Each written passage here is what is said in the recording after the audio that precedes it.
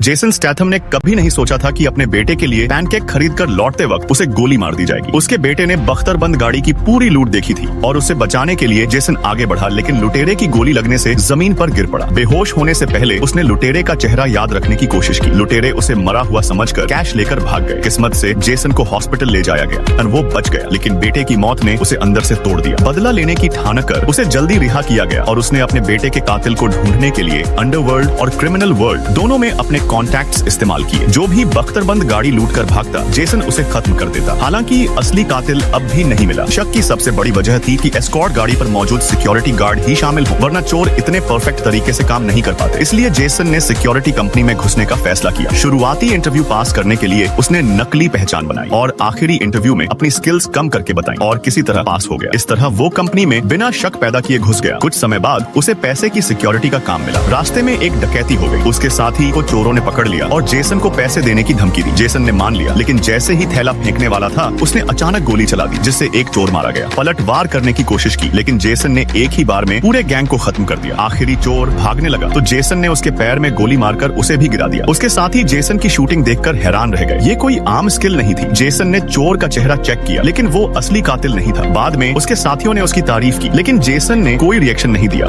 रास्ते में फिर से डकैती हुई। इस बार चोरों ने गोलियों से भीड़ को डर आया, फिर गाड़ी पर काला पेंट छिड़का, अंदर धुआं भर दिया और जेसन व टीम को बाहर निकाल दिया। लेकिन जेसन का चेहरा देखते ही चोर डर कर भाग गए, जैसे भूत देख लिया हो। दरअसल वो जेसन के ही लोग थे जो उसकी प्लान में दखल नहीं देना चाहते थे। बाद में जेसन ने शक की तस्वीरें खींची, लेकिन कुछ पता नहीं चला। असल में चोर रिटायर्ड सोल्जर थे जिनकी आमदनी कम थी, इसलिए उन्होंने लूट की और जेसन के बेटे की हत्या कर दी। लेकिन वो इससे संतुष्ट नहीं हुए और रिटायरमेंट से पहले एक आखिरी बड़ा काम करने का सोचा। उनका एक पुराना जानकार मान गया और 20 करोड़ कैश देने का वादा किया। ये जानकार जेसन का साथी वॉल्टर व्हाइट निकला। जेसन को रोकने के लिए वॉल्टर व्हाइट ने अपनी पहचान खोल दी और उसे धमकाया कि अगर उसने साथ नहीं दिया तो मार डालेगा। जेसन ने ठंडे दिमाग से कहा, डॉक्टर हम दोनों अलग हैं। अपने बेटे के कातिल तक पहुंचने के लिए उसने हामी भर दी। इसके बाद वॉल्टर ने गैंग को बुलाया और बख्तरबंद गाड़ी को सड़क पर ले गया। कैमरे बंद कर दिए और मुख्यालय से झूठ बोला कि गाड़ी रिपेयर में है। तभी नकाबपोश चोर आए और कंपनी के गोदाम में घुस गए। उन्होंने गार्ड्स को बंधक बना लिया और गोलीबारी शुरू कर दी। लेवल 3 हेलमेट और राइफलों से लैस होने की वजह से उन्हें चोट नहीं लगी, लेकिन पुलिस को खबर मिल गई और 10 मिनट में पहुंचने वाली थी। चोर पैसे भरने लगे, तभी एक कर्मचारी ने गोली चला दी। मौके का फायदा उठाकर जेसन ने हमला किया, लेकिन उसे अब भी असली कातिल नहीं मिला। आखिर में लड़ाई इतनी बढ़ गई कि जेसन ने एक एक करके सबको मार गिराया, लेकिन वॉल्टर ने उस पर वार करके उसे गिरा दिया